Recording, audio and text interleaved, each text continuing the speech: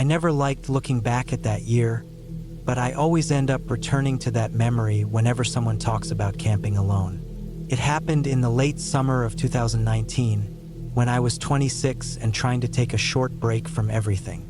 I had been working in a small repair shop in northern Alberta, and between the long hours and the cold, oily air of the garage, I felt like my mind had turned into a stiff machine part. I wanted a few days where nobody expected anything from me, where the only sounds I heard were wind, water, and my own footsteps.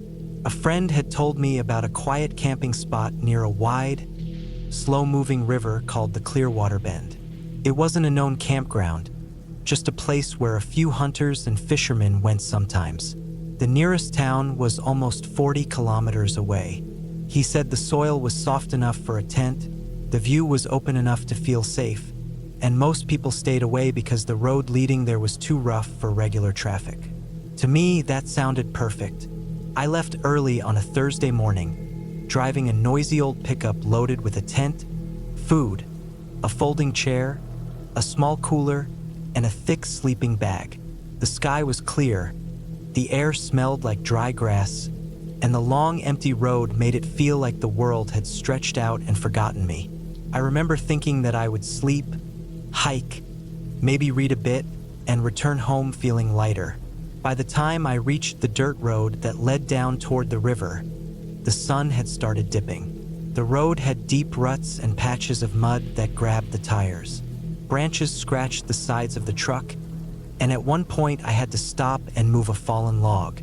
When I finally reached the clearing beside the riverbank, I felt like I had stepped into a world completely separate from the one I had left behind. There were no buildings, no power lines, not even old fire pits from past visitors.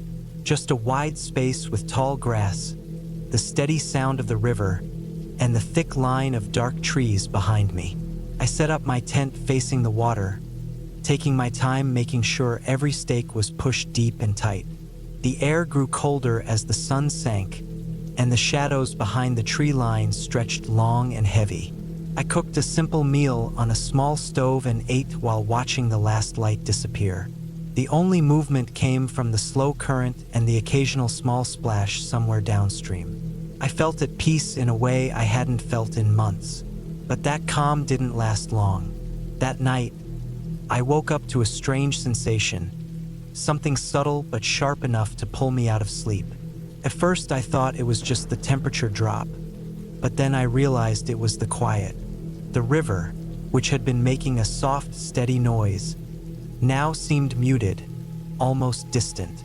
The air felt heavy, and for a moment I thought maybe my ears were clogged. I lay still inside the tent, my eyes adjusting to the darkness. My heart was beating harder than I liked, but I tried not to think too much. Then I heard it, a long, slow crunch in the grass outside, somewhere behind the tent near the tree line. It wasn't the sound of a squirrel or a bird. It was heavier, deliberate, like someone putting weight down carefully. I held my breath. Another step, then another one. There was no rhythm, no pattern. It was as if something was trying to move without being noticed, but the dry ground gave it away. I stayed frozen for what felt like minutes. Maybe it was a deer or a stray animal, I told myself, but the steps sounded too controlled, too cautious. Eventually the sound faded, replaced again by the distant river. After a long time, I loosened my shoulders and forced myself to breathe normally. I didn't sleep much after that. The next morning, the clearing looked harmless again. The sky was bright, the air warm, the grass shining with tiny bits of dew.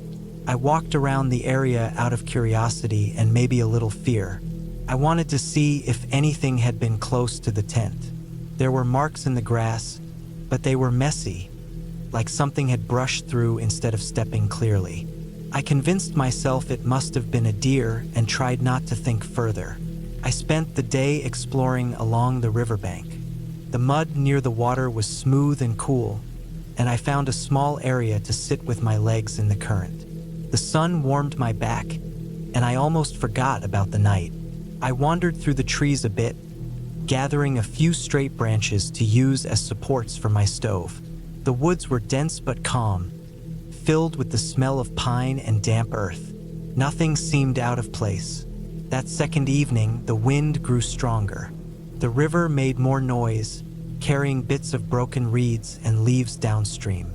Clouds drifted in from the west and the air cooled faster than before. I set up a small fire and watched it flicker, trying to ignore the uneasy feeling growing inside me.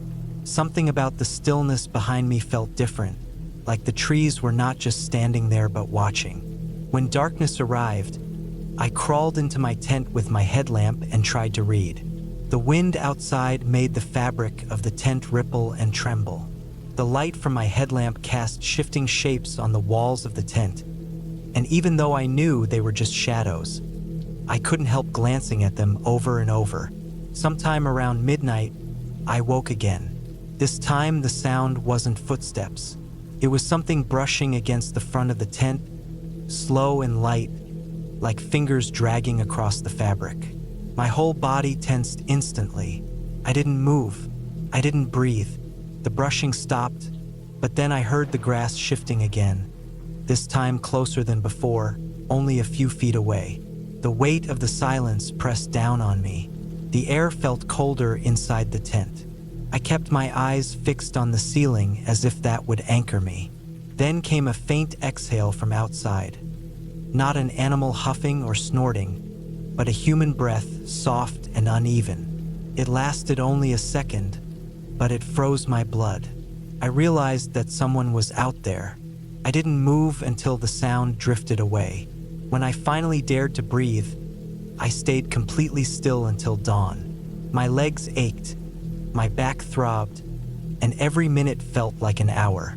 I waited until the sun finally lit the tent before I stepped outside. The ground in front of the tent had clear impressions, shoe prints, but not fresh ones with sharp edges. These were smudged, as if someone had stood there for a long time, shifting slightly, leaning closer, maybe even crouching. My stomach tightened. The nearest town was far. Nobody should have been walking around here at night. I packed slowly, trying not to panic. The river looked calmer that morning, but the woods behind me felt alive in a way I couldn't explain. I kept feeling like something was just out of view, watching. I loaded the truck and started the engine. I didn't take one last look at the river like I had planned. I only checked the mirrors, making sure nothing moved behind the trees. Then I drove. The road out was rough, but I didn't stop for anything. Every bump made me grip the wheel harder. At one point, I saw a shape far behind me on the dirt road, something tall and still, standing near the trees. I didn't slow down to figure out what it was. I just kept driving until the dirt turned to gravel, and the gravel turned to paved road. When I reached the main highway, I finally felt my body relax. The open road, the distant traffic noise, the wide sky, all of it felt like I had stepped back into the normal world. The quiet clearing by the river seemed like a trap that had barely let me go. That night, when I returned home, I couldn't sleep at all. Every sound from outside made my heart speed up. I kept thinking about the brushing on the tent, the footprints, the strange breath inches away from me. I wondered how long that person had been watching. Maybe since the first night, maybe even before I arrived. I never returned to that spot. I never told my friend what really happened either. I only said the place felt too isolated. But I know the truth. Someone had been there, hiding in the heavy dark near the tree line, moving through the grass when I slept, standing close enough to touch the thin fabric of my tent. To this day, whenever I think about camping alone, I remember that breath against the tent wall and the soft shifting of the grass. And I remind myself that the scariest things in the wild aren't animals or storms or strange noises. The scariest thing is another person who chooses not to be seen.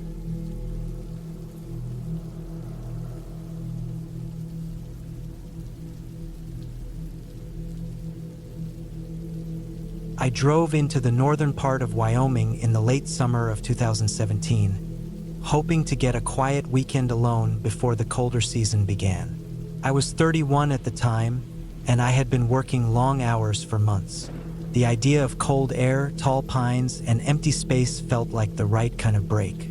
I had heard about an old camping area near the foothills of the Bighorn Mountains, a place people rarely used anymore because a newer campground had opened closer to the main highway. The old one had been left alone for years, maybe even a decade. It sounded perfect for a quiet night. The dirt road toward it was rougher than I expected. My truck bounced over stones and deep dips washed into the ground by rain. The sky had that pale blue color that made the sun feel sharper than usual. Dust rose behind my tires and drifted off into the trees. The pine smell got stronger the farther I drove. When I finally reached the old parking area, there was no one else there. The old sign was still nailed to a post, but it was tilted, the paint nearly gone. Grass had grown high around it. I unloaded my pack and walked deeper into the woods toward the old camping plots. The ground was covered with pine needles, thick enough to muffle each step. Everything felt untouched. The air was dry and still, and the only sounds were small cracks from branches shifting above me. When I reached a small clearing with a rotted picnic table and a fire ring filled with dirt and leaves, I decided that would be my spot for the night. The fire ring had rusted metal edges, and the table looked like it would fall apart if I leaned on it. But the place felt isolated and quiet in a way I liked. I set up my tent near the tree line and organized my gear. I walked around the clearing to get a sense of the land. There were faint signs of old campsites, flat ground where tents once were, scattered bits of stone from old fire pits, and the remains of wooden posts that might have held signs. It was clear no one had stayed there for a long time. Grass had grown over everything. Even the paths that once led to the river were fading. After settling in, I decided to explore the area while I had daylight. I followed a narrow trail downhill. It led to a shallow creek full of smooth stones and cold water. Birch trees leaned over the water, their white bark peeling. I walked along the creek for a while, noticing old footprints in dried mud. They were faint and distorted, likely old, but it made me wonder if anyone else had been here recently. I forced myself not to think too much about it. Public land always had signs of someone passing through. By late afternoon, the temperature dropped slightly. The shadows from the trees stretched over the clearing when I returned. I made a small meal, organized my bag for the night, and sat quietly listening to the forest. As the sun disappeared, the forest changed. Birds went silent. The temperature fell fast. The smell of resin from the pines grew stronger. Everything felt heavier, like the whole forest was holding its breath. When night fully settled in, the silence became almost too thick. I lay inside my tent, the fabric glowing faintly from the moonlight. I could hear small movements, likely deer or raccoons, branches snapping, leaves brushing against each other.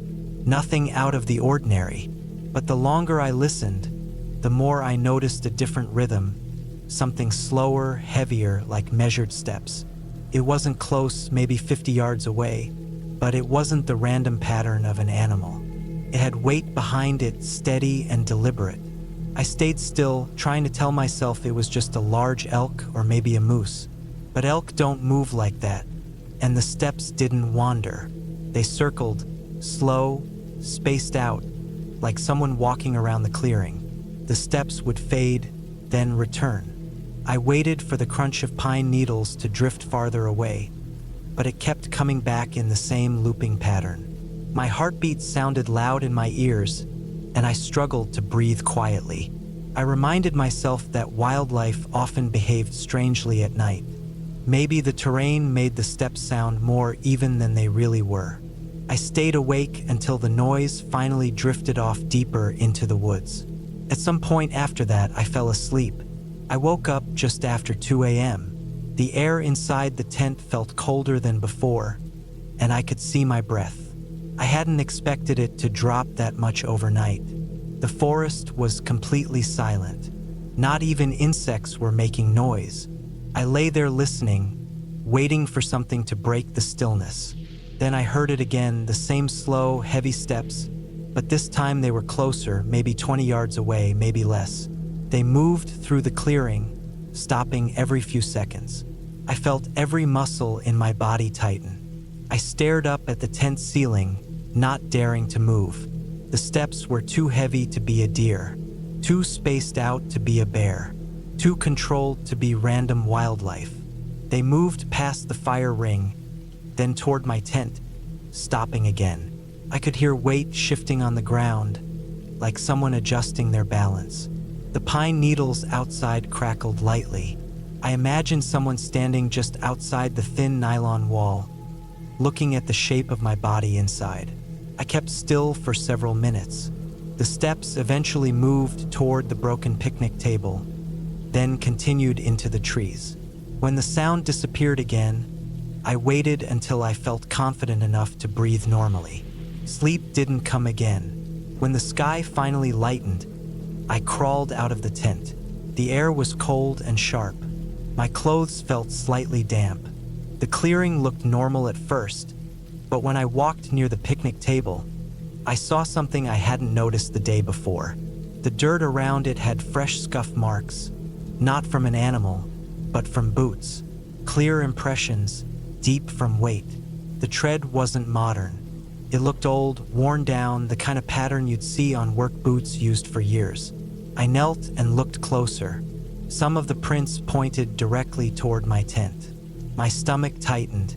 I tried to think of a logical explanation. Maybe a hunter passing through during the night. Maybe someone camping nearby who wandered in. But no one had parked near the entrance. The road was too rough for anyone to arrive quietly. And hunters don't walk in circles around a campsite in the middle of the night without calling out. I paket fast. I folded the tent with shaking hands, checking the tree line over and over. The sun was still rising, the light soft and pale. The forest looked calm, but I couldn't shake the feeling that someone had been there, watching me for hours. When I walked back toward the truck, I kept glancing behind me. Several times I heard sticks snapping, but I didn't stop to look. The feeling of being followed was strong, but I never saw anyone. When I reached the truck, I tossed my gear inside and started the engine immediately. The sound of the engine felt too loud in the quiet forest.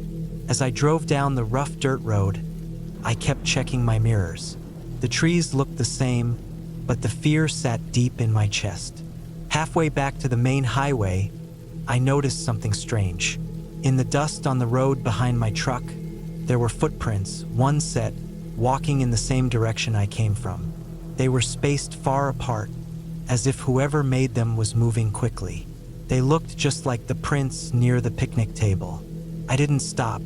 I didn't even slow down. When I reached the highway, I turned onto the pavement and drove until the mountains disappeared behind me. For months after that trip, I replayed the night in my mind. I tried convincing myself I misheard the steps, or that the footprints belonged to a hunter or an old hiker passing through. But the pattern of the steps, the circling, the way they moved toward my tent, and the fresh prints on the abandoned road told a different story. Someone had been out there, moving through that old campsite with purpose, not wandering. Someone had known I was there, and that thought stayed with me long after I returned home. I haven't camped alone since. Even now, when I think about the quiet of that abandoned forest, I don't picture the trees or the creek or the cool air. I picture the sound of pine needles crunching under slow, steady footsteps in the dark, and the knowledge that whoever made them chose not to leave until the sun began to rise. That was enough for me.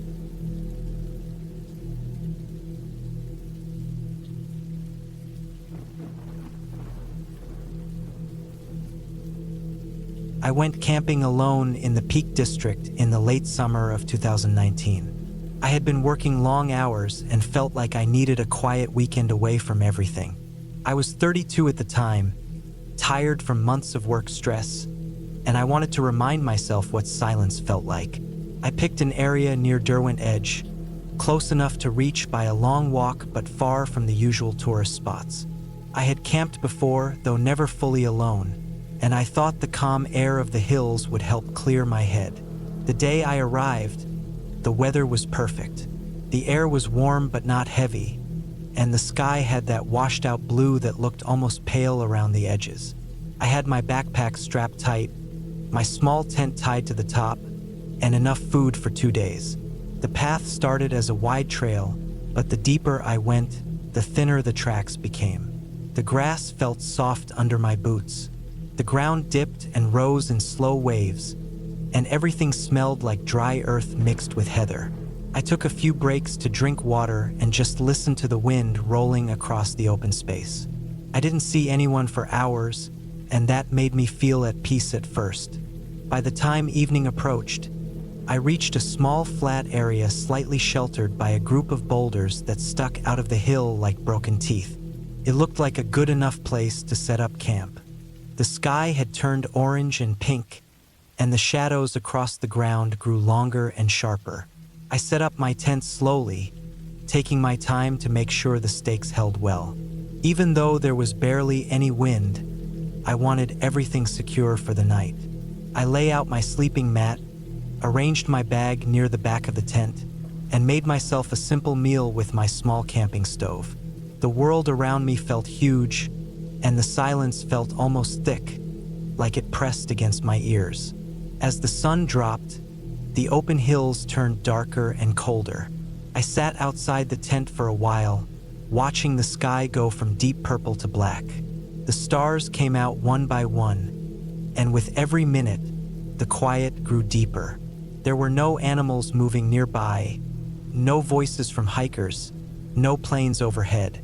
The only sound was the faint whisper of wind passing across the moorland. I felt calm until the moment I noticed a shape far down the hill. At first, I thought it was just a rock. My eyes kept catching it in the corner of my vision, but when I finally focused on it again, it seemed taller. The distance made everything hard to judge. The area was wide open, with only grass, scattered stones, and a few twisted shrubs. But this shape stood upright. My first thought was that it had to be another hiker, maybe someone who wandered off the trail and was just standing still for a moment. But the longer I watched, the stranger it felt. The figure didn't move. It didn't shift its weight or walk. It didn't even seem to adjust its position. It just stood there, facing in my direction, as if it had been there for a long time without me noticing. I tried to tell myself it was fine. People could be weird, especially when they were out walking late. Maybe the person was looking at the scenery or checking something on their phone. But the distance was too great for me to see a phone's glow, and the figure didn't raise an arm or bend down. It just remained still. Eventually, the dark made it too hard to see clearly, and I went inside my tent. I zipped it shut, put on my headlamp, and lay on my mat, trying to read a bit before sleeping. The tent fabric moved slightly with the breeze, and the faint rubbing sound kept repeating. I wanted to relax, but in the back of my mind, I couldn't stop thinking about that shape. I tried to forget it, telling myself it was just a lonely walker heading back toward the main trail. It took me a long time to fall asleep, and when I finally did, it was the kind of sleep that doesn't fully take over. I kept drifting in and out of it, waking up at small noises or when the wind pushed against the tent more firmly. At one point, maybe past midnight, the temperature had dropped enough that I could feel the cold seeping through the sleeping bag. I pulled it tighter around me and tried to settle again. Then I heard footsteps. They weren't loud. They were slow and careful, as if someone was trying not to be heard, which made them even worse. The sound came from outside the tent, maybe a few meters away. The grass gave a soft crunch under the weight. I felt my whole body tense. My breathing went shallow without me even thinking about it. For a second, I wondered if it could be an animal, maybe a stray sheep wandering near the rocks. But sheep moved with uneven steps and usually in small groups. This pattern sounded like a person walking. One step, a pause, another step, a longer pause. I stayed absolutely still. My heart felt heavy in my chest, beating too hard. I tried to listen with every bit of focus I had. The steps circled slightly around the area, never coming too close but never fully leaving. At one point, they stopped completely. The silence that followed felt painful. I imagined someone standing just outside, not moving, listening for me. Minutes passed, though it felt like an hour. My hands were shaking inside my sleeping bag. I didn't dare reach for my torch because I didn't want whoever it was to hear me moving. The cold in the tent grew sharper, either from fear or the night air. I couldn't tell. Finally, the steps moved again, this time farther away. I listened as they faded slowly down the hill, each crunch becoming softer until I could no longer hear them at all. I stayed awake for the rest of the night. When the first weak light of morning seeped through the tent fabric, I unzipped the entrance and stepped out slowly. The air was cold, and the grass was damp with a thin layer of dew. Everything looked normal at first glance, but something felt off. The space around my tent looked slightly trampled, as if someone had walked in uneven circles around it. The imprints were faint in some areas and clear in others, not enough to see shoe patterns, but enough to recognize that the ground had been stepped on. I packed as fast as I could. The open hills no longer felt peaceful. Every shadow looked like a figure. Every dip in the land felt like it hid someone. I wanted to get back to the main trail before anything else happened. As I walked away, I looked over my shoulder one more time. Far up on a ridge that overlooked the area where my tent had been, I saw a figure standing there. It was the same shape as the one I had seen the night before, tall, thin, unmoving. It didn't walk or shift, just watched from a distance. I felt a cold wave run through my whole body. I didn't stop walking, not even for a second. I kept my eyes forward and moved as quickly as I could without running. It took me hours to reach the more familiar part of the trail. When I finally saw other hikers, the tension in my chest eased a little. I felt safer, but I still checked behind me again and again, half expecting to see that same figure following at a distance. I didn't see anyone. The rest of the walk back to the small parking area felt long and heavy, as if the hill was trying to keep its hold on me. I reached my car and sat inside for a long time before even starting the engine. My hands were still trembling, and every time I blinked, I pictured the dark figure standing in the hill's shadows. I drove away slowly, feeling like I was pulling myself out of something I should never have stepped into. The ending is simple and clear. I never went camping alone again. Not in England, not anywhere. I still camp sometimes, but always with someone else, always in busier places. I have no idea who that man was or why he was out there so late, or why he walked around my tent without saying anything. Maybe he was lost. Maybe he was watching me on purpose. I will never know. But the thought of waking up to footsteps in the dark, knowing a stranger was moving around me in the middle of a silent night, changed the whole way I see the outdoors. And even now, years later, sometimes when I take a walk near quiet fields or open hills and I see a lone figure far away, I feel that same cold fear, like the night in the Peak District never really ended.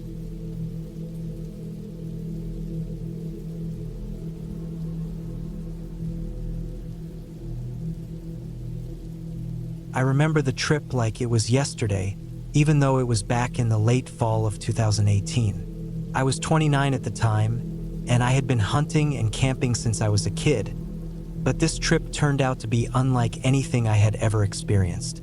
I had planned a solo hunting trip deep in the Bitterroot Mountains of Montana. It was late October, just after the first snow, when the forest begins to look both beautiful and hostile, with its bare trees, jagged rocks, and frozen streams. I arrived in my old pickup late in the afternoon. The roads were rough and winding, and the sky was turning the pale gray of early dusk. I had parked near a little-used trailhead and packed my gear onto my back. My hunting rifle, an old but reliable backpack, a tent, sleeping bag, cooking gear, and enough food for a few days. My dog, Rusty, a lean, muscular German shepherd, was with me. He had been my hunting partner for the last 5 years, always reliable and alert. The trail I chose was narrow, barely wide enough for one person, winding between trees that looked twisted and ancient. The first couple of hours were peaceful. Rusty moved ahead, nose low, ears twitching. I followed, scanning the brush and the distant ridges for deer or elk. There was a biting chill in the air, and the thin layer of snow underfoot made a crisp crunch with every step. By mid-afternoon, I found a small clearing that seemed ideal for setting up camp.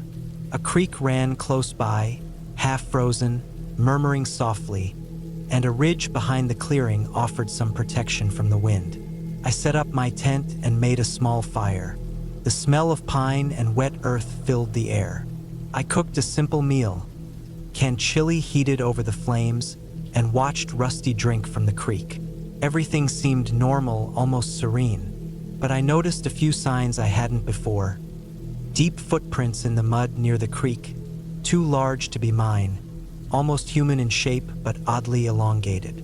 I shrugged it off, thinking it might be some hunter who had passed through recently. Night came fast. By 8 o'clock, the temperature had dropped sharply, and I crawled into my sleeping bag inside the tent. Rusty curled at my feet. Outside, the forest was dark, the kind of darkness that presses against the thin fabric of the tent. Rusty growled softly, low in his throat, and I heard the faint snapping of twigs in the distance. I told myself it was just deer or some small predator, maybe a fox. Around midnight, I woke to a sound that immediately made my blood run cold. It was heavy breathing, deliberate, coming from just outside the tent. Rusty was growling now, his hackles raised. The sound was too deep to belong to a deer or a wolf. It was human. My mind raced. Hunters sometimes camp near these trails, but who would be wandering alone at this hour, breathing like that, with no flashlight or sound of a gun? I reached for my rifle quietly, trying not to make a noise. The breathing stopped abruptly. Silence fell, broken only by Rusty's quiet growl and the creek's soft murmur. I told myself I must be imagining it, that maybe it was the wind or an animal moving close by. I tried to calm my racing heart, but sleep was impossible after that. I stayed awake the rest of the night, listening, alert, tense, every rustle making me flinch. By morning, the sun was faint through the cloud cover. I unzipped the tent carefully, half expecting to see someone crouched behind a tree. Nothing. Only the footprints remained, now more visible in the snow. They led away from the clearing, deeper into the forest, but they were not normal human tracks. They were long, irregular, almost like someone had a deformity or was wearing strange boots. My gut twisted. I had been camping and hunting alone for years, and I had never felt fear like this. I decided to pack up camp and move to higher ground, closer to the ridge. I needed visibility, somewhere I could see anyone coming. The hike was slow. The snow made everything slippery, and the rocks were coated in frost. Rusty stayed close, his ears flicking constantly, eyes scanning the shadows. By afternoon, I reached a small plateau that overlooked a valley. It was beautiful, but it gave me no comfort. As I was setting up a small fire to eat, I noticed something strange on the opposite slope. A figure. At first, I thought it was a tree trunk, but the way it shifted made me freeze. The figure was crouched low, watching me, and then it disappeared behind the trees. My heart leapt into my throat. I had no doubt now. Someone or something was out there, following me. I spent the day watching, moving only when I had to, making sure Rusty stayed between me and the treeline. The sun set early, the sky turning the same ominous gray as the night before. I debated staying or hiking back down. My instincts screamed to leave, but the thought of descending in darkness, potentially into the path of whoever had been following me, terrified me. I decided to stay put, fortify my small position, and keep the fire alive. Night fell colder than before. I stayed alert, barely sleeping, listening to every sound. Around 2 a.m., I heard it again. Slow, deliberate footsteps crunching over the snow. Not close, but moving toward me, circling, keeping distance. Rusty growled and barked sharply, and the footsteps stopped. Then a faint whisper of movement. Someone crouched, hidden, waiting. I gripped my rifle, pressed my back against a rock, and tried to steady my breathing. Hours passed. The footsteps never returned, but I didn't sleep.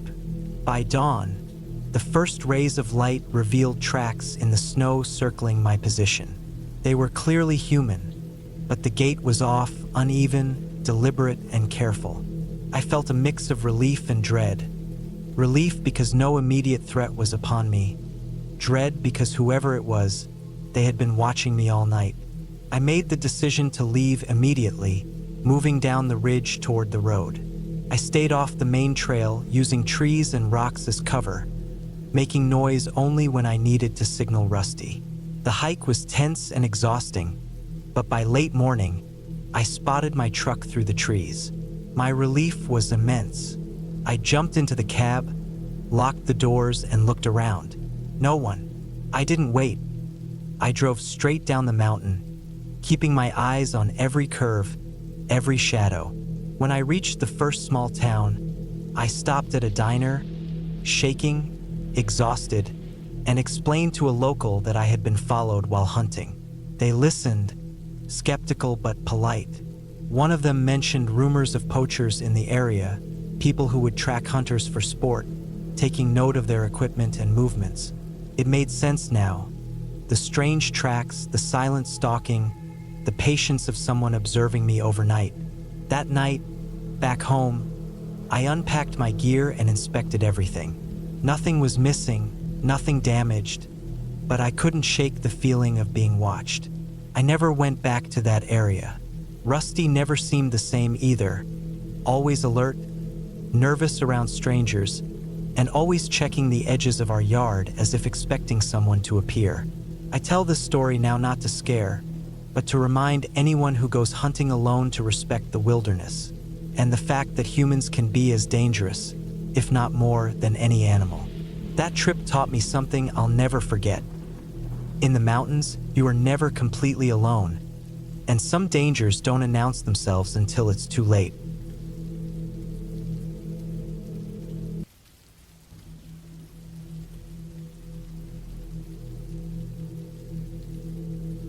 It was 2017 when I decided to do a solo expedition in the Amazon. I had been 29, and I had spent years reading about survival and wildlife, thinking I could handle myself. I'd already done smaller treks in Peru and Bolivia, but the sheer scale of the Amazon was something I had only imagined until I found myself trekking into the heart of the rainforest near the Rio Negro. My plan was simple: 3 days camping along a tributary, recording wildlife, and testing my endurance. I had a basic tent, a hammock, waterproof bags, a machete, and enough dehydrated food for a week. The first 2 days had gone smoothly. The forest was dense, almost suffocating with humidity, but alive in ways I hadn't imagined. Birds with iridescent feathers called constantly, insects droned around my head, and the occasional rustle in the undergrowth kept me alert. By the afternoon of the third day, clouds had gathered, dark and heavy, and I knew a storm was coming. I found a small clearing near a sluggish section of the river and set up my camp. The ground was soft with mud, and tree roots snaked through it like veins. I pitched my tent carefully, anchoring it with extra stakes, and hung my hammock under a large kapok tree, hoping the broad leaves would shield me from some of the rain. By nightfall, the storm had arrived in full force. Rain hammered the canopy above, dripping in torrents into the shallow streams of the forest floor. Thunder rolled across the sky, distant but heavy, and flashes of lightning revealed the jungle in stark white bursts, highlighting the immense trees and tangled undergrowth. I sat inside my tent, trying to keep my journal dry as I wrote about the birds, the insects, and the heat that seemed to press against every part of me. But sleep was uneasy. The rain masked sounds, but I was certain I could hear something moving nearby. Heavy, deliberate steps, too large for any monkey or normal animal I'd encountered. At first, I told myself it was my imagination. Rainwater often channels through the forest in ways that can sound like footsteps, and logs fall without warning. But then the sounds grew closer. I could hear something snapping branches with a force that made the ground tremble under the weight of it. My heart rate jumped, and I gripped the knife I always kept at my side. The rain made visibility near zero outside the tent, but the sound alone was unnerving. Whatever it was large, and it was moving methodically around my camp, circling in a way that suggested curiosity or hunting. I stayed still, breathing shallow, listening. The creature's steps paused intermittently, and in between, I could hear something else. A low, guttural growl that rattled my chest through the thin nylon of the tent. It wasn't like any animal I had read about or seen. It was bigger than a jaguar, or maybe just older, more cautious. My mind raced, cataloging every predator I knew of in the Amazon, but nothing seemed to fit what I was hearing.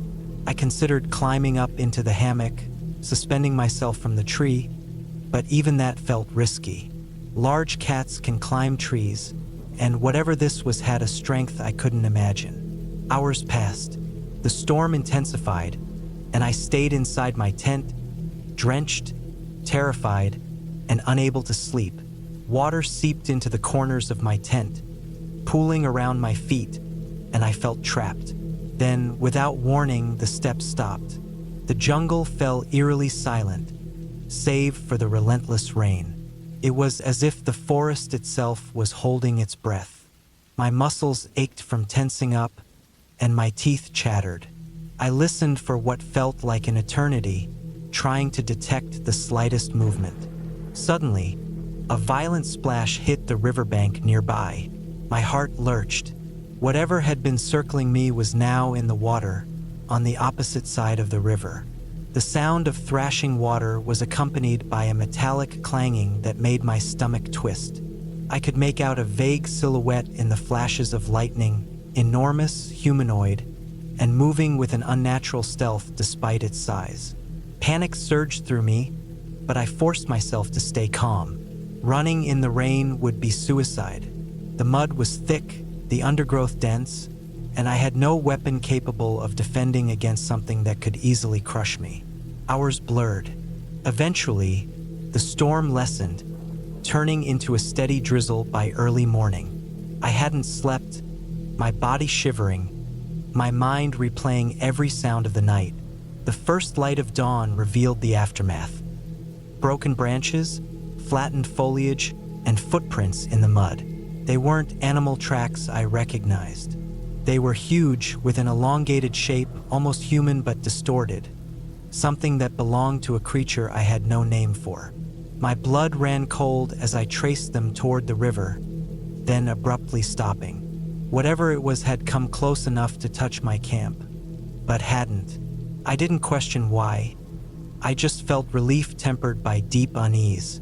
I packed my gear quickly, constantly scanning the forest for any sign of movement. The rainforest was beautiful in the daylight, but it felt different, watchful, heavy, dangerous. I followed the river downstream, knowing that eventually it would lead to a larger tributary where I could signal for help. My movements were slow and careful.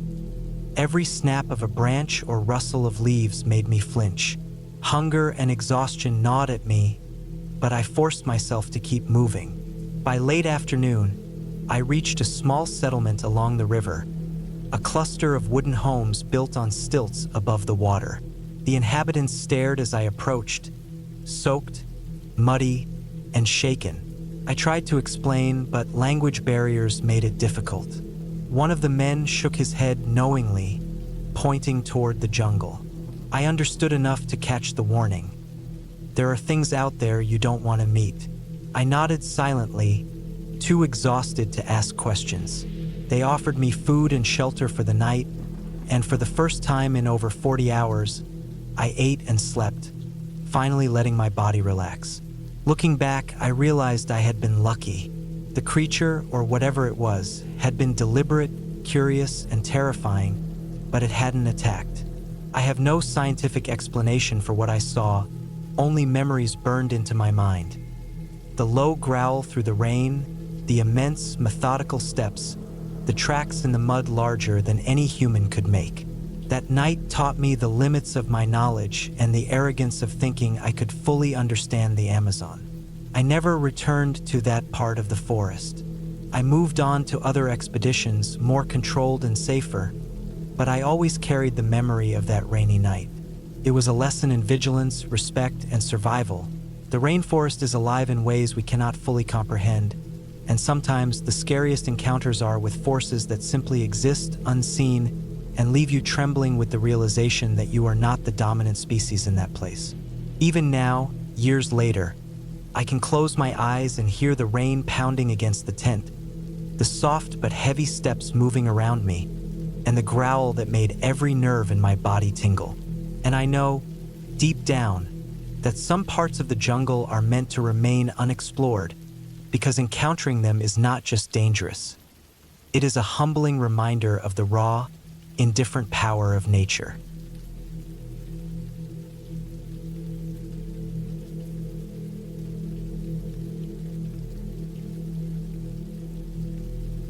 It was the summer of 2015, and I had just turned 22. I had taken a week off from my job in Denver, Colorado, craving a break from the constant hum of city life. I decided to head west into the Rocky Mountains, somewhere remote where cell signals faded, and the only sounds were the wind and wildlife. I had always loved the solitude of the forest, the way it forced you to slow down and listen, really listen to the world around you. I arrived at a trailhead near a small town called Gunnison in the late afternoon. The air was crisp, almost cool for July, with a faint scent of pine and earth after the morning's rainfall. I parked my old Jeep Wrangler on a dirt pullout and began hiking with my backpack, which carried a tent, sleeping bag, food, water, and a small stove. My plan was simple: hike for a few hours, find a secluded spot near a stream, set up camp, and spend the night under the stars. After about 3 hours of hiking, I found a narrow, overgrown path that led to a small clearing beside a rushing stream. The spot was perfect, surrounded by towering pines and the faint outline of a ridge on the other side. I set up my tent quickly, staking it firmly in the damp soil.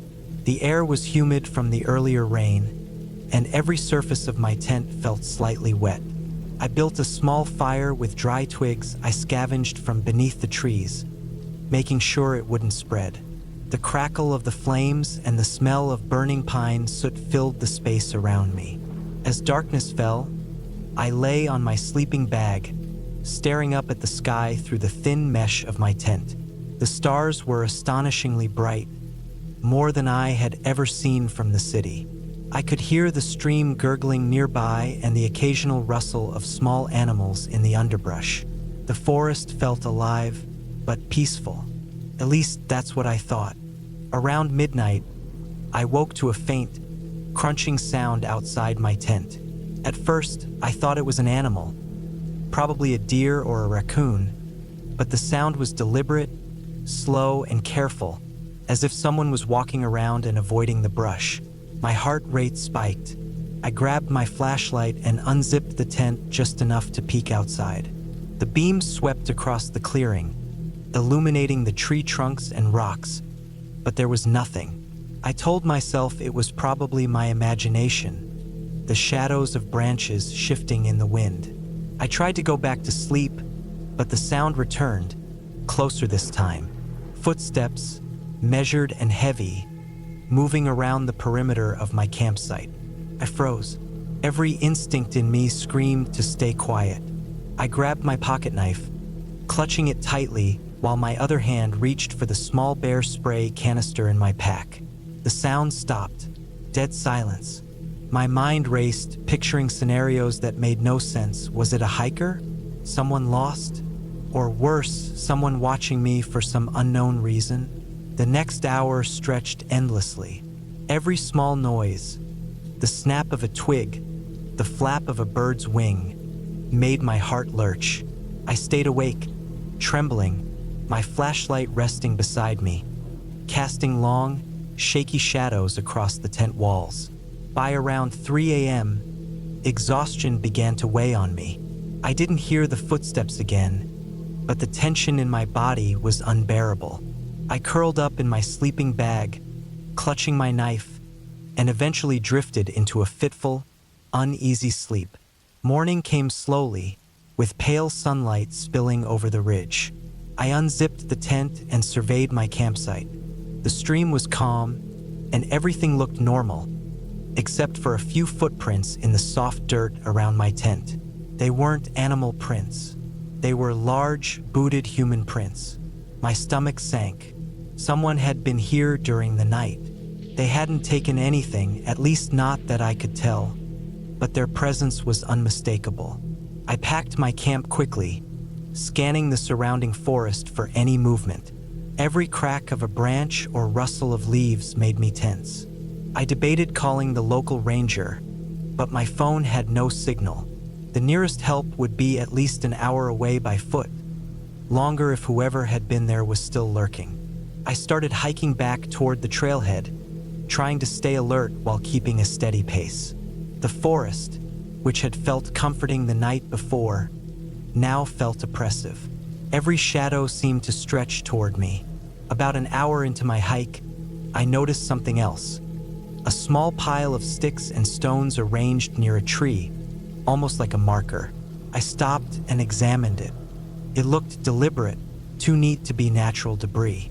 A chill ran down my spine. I didn't know what it meant, but I didn't want to stick around to find out. I finally made it back to my Jeep around mid-morning. My hands were scraped from brushing against brambles, and my legs were stiff from the uneven terrain, but I felt relief wash over me when I climbed into the driver's seat. I locked the doors and sat there for a few minutes, catching my breath and trying to process what had happened. I realized I had underestimated the wilderness, not in terms of danger from animals, but from humans. Someone had been near my tent, uninvited, during the night, and I had been entirely defenseless. On the drive back to Gunnison, I couldn't shake the feeling of being watched. Every turn in the road, every shadow cast by the mountains seemed suspicious. I stopped briefly at a small diner in town, and while I ate, I told the waitress about my experience. She frowned and nodded slowly. "You're lucky," she said quietly. "There's been people going missing around those trails over the last few years. Not animals, people." I left the diner, shaken but grateful to be back among civilization. The rest of my trip was uneventful. I stayed in a cabin farther away from the remote trails, but I couldn't stop replaying the night in my mind. The forest had seemed peaceful, serene, even beautiful, but that night it had felt like a trap. The solitude I had sought was exactly what made me vulnerable. When I returned home to Denver, I shared the story with a few friends, mostly as a warning. None of us knew exactly who had been near my tent that night, and no one would ever know. I've thought about it countless times since. The thing that scared me most wasn't the darkness, the wildlife, or the isolation. It was the reminder that sometimes the real danger isn't what you expect. It's something human, close enough to touch, yet invisible until it's almost too late. Even years later, I still hike and camp, but I am far more careful. I check my surroundings constantly, avoid camping alone in isolated spots, and always carry some form of protection. That night in the Rockies left a mark on me. A lesson in vigilance and respect for both nature and the unpredictable human element that lurks just beyond the tree line. And every time I see a forest, I still remember that damp summer night, the silent footsteps around my tent, and the creeping realization that being alone in the wilderness is not just a test of survival, it's a test of awareness. I survived. That is the ending I hold on to. The forest didn't claim me. I walked out, shaken, but alive, and I've never forgotten that lesson.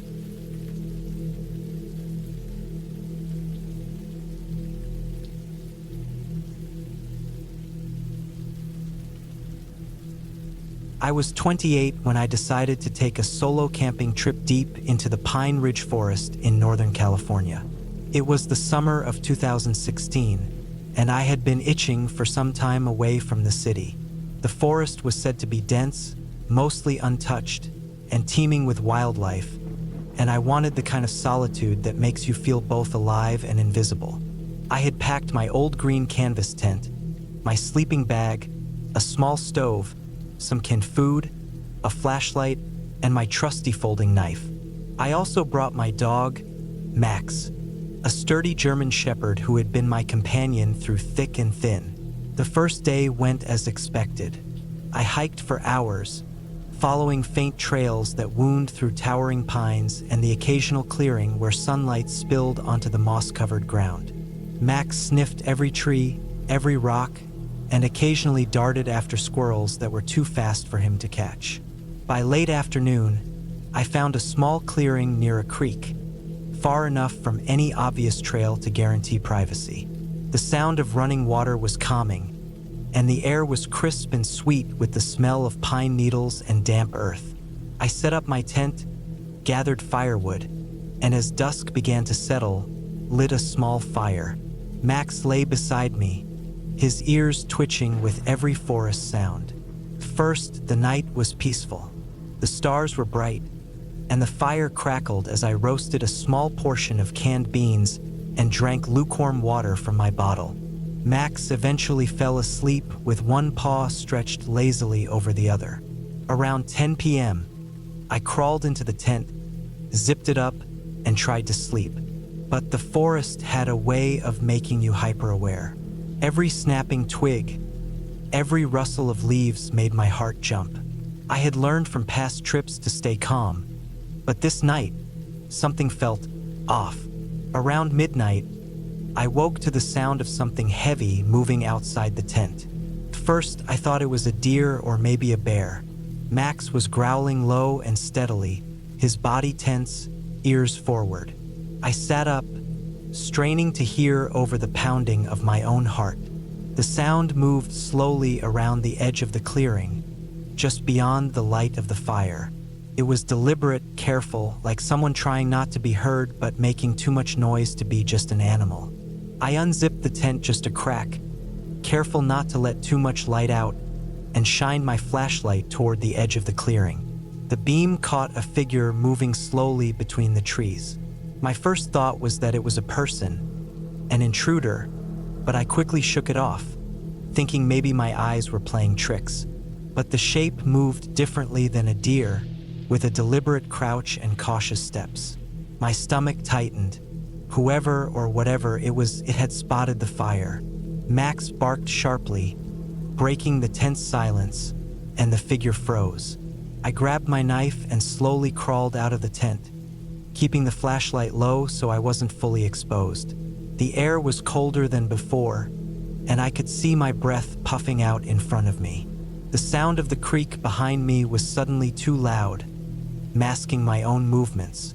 I circled the fire slowly, trying to keep the light on the figure without revealing myself fully. Then I saw it clearly.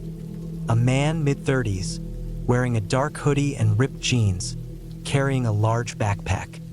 His face was partially hidden by the hood, but I could see his eyes glinting in the firelight. He wasn't moving toward me aggressively yet, but he wasn't leaving either. He seemed to be sizing me up, waiting to see what I would do. I backed away slowly, keeping Max between us. The man took a step closer, and I could see his eyes scanning the tent, probably spotting my pack and supplies. My pulse was racing, and my mind was racing faster. I thought of my options: fight, flee, or try to hide. The forest was thick, and I knew I couldn't outrun him if he decided to chase. Fighting seemed dangerous, but I also knew Max could help. I decided on distraction. I grabbed a small log from the fire and tossed it deep into the trees behind him, hoping the sound would draw him away. The man jumped, glancing toward the noise, and for a moment, I thought it had worked. I backed up another step, then another, until I was far enough from the tent to have some space. Max was growling, growl low and threatening, ready to spring if needed. But the man didn't move toward the noise. Instead, he raised his hands slightly, almost in a mocking gesture, and then slowly turned and walked toward the trees. His pace was slow but purposeful, as if he knew exactly where he was going.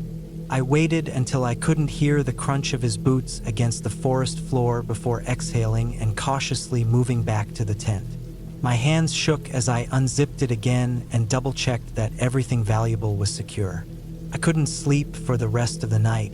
Every shadow, every whisper of wind, made me jump. Max stayed alert too, pacing slightly, ears perked. I kept my flashlight on, and I took shifts moving around the small clearing, making sure the man didn't return. By the first light of dawn, I finally felt a little safer. The forest was quiet again, and the man was nowhere in sight. I packed up my camp as quickly as possible, my hands still trembling. I kept Max close and stayed on the trail, moving fast but cautiously. I knew I couldn't risk camping anywhere near that clearing again. Hours later, I reached the ranger station on the edge of the forest. I reported the man, describing him as best as I could, and they said they'd send someone to check the area. Even after that, it took me weeks to feel normal again. I kept thinking about how close it had been, how easy it could have gone badly. But I also realized that staying alert, trusting my instincts, and having Max with me had likely prevented something far worse. That trip taught me to respect the forest, not just for its beauty, but for the unpredictability of other people who might be hiding in it. Looking back now, I can picture the moment clearly. The low light of the fire, the dark shape of a man stepping carefully among the trees, Max's hackles raised, my heart hammering in my chest. I realized that sometimes the scariest encounters in the wild aren't from animals or storms. They're from people, and being prepared, aware, and ready to act can make all the difference. I never camped alone in Pine Ridge again, and I always made sure someone knew exactly where I was going. Even now, years later, when I walk in the woods, I keep a careful eye out. I know how quiet a human can be, how deliberate, how dangerous when they think no one is watching. But I also know that fear can be managed with preparation and caution. That night was terrifying, but it left me alive, alert, and infinitely more respectful of the wild, and of the unpredictability of other humans.